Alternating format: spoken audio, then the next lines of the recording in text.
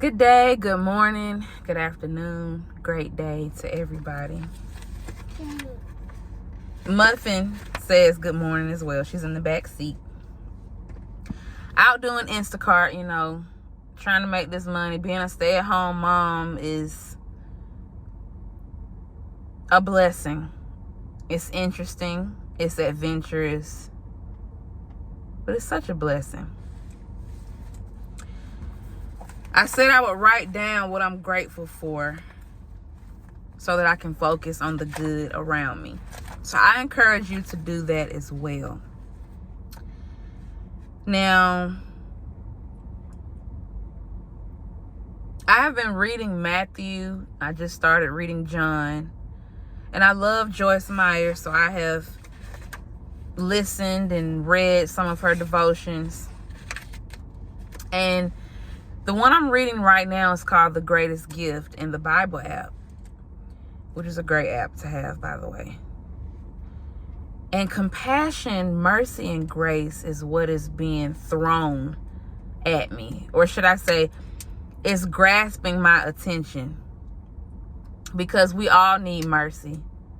We all need grace. And we should show each other compassion. And in my life right now, I am being tested in some ways with showing compassion. Mercy is compassion. When you look up the definition of mercy, there are different definitions. And one of the first ones, it talks about showing compassion. Mercy is also a blessing that is an act of divine favor. When they say, may God have mercy on us, grace is unmerited favor, undeserved favor. We don't deserve grace, We don't deserve God's mercy. All the stuff that we've done, all the disobedient things that we've done, we really don't deserve God's grace and mercy. But he gives it to us, right? I see her peeping. I see you peeping. So, what is compassion? Today I want to just share a quick nugget of something that I learned, or relearned, should I say. Sometimes we have to go back and reread things so it can touch our hearts, our minds, and our spirit. Penetrate our soul, with God's goodness. So what is compassion? Compassion is understanding. It is having concern. It is also an emotional response. So it's not, a lot of people say you're sympathizing or you're empathizing, but you're reacting with an emotional response. You're being understanding of the person that you're having compassion for.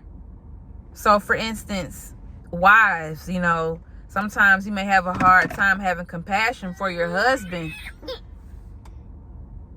Okay, baby, I'll be right with you. My baby is 15 months. She turned 15 months on December 9th. So she's going to want my attention in just a minute. So I'm going to make this short. Yes, baby, I'm coming. Y'all see her peeping right there? We see you peeping. Hey, baby. Hi. Okay. So compassion is that emotional response. You may not understand why someone does something, but you respond in love anyway. We know that love is an action word.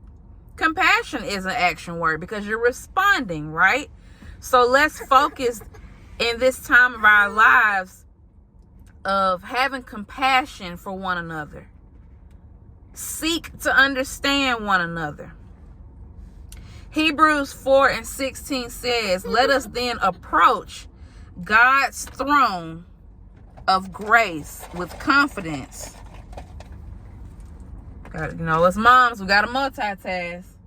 Want some Cheerios, baby? God's throne of grace. Let us then approach God's throne of grace with confidence so that we may receive mercy and find grace to help us in our time of need. What are you in need of in this season?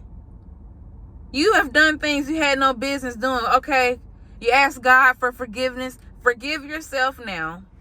Move on and receive God's mercy and grace. Approach God's throne with a humble heart, knowing that you need his help, right?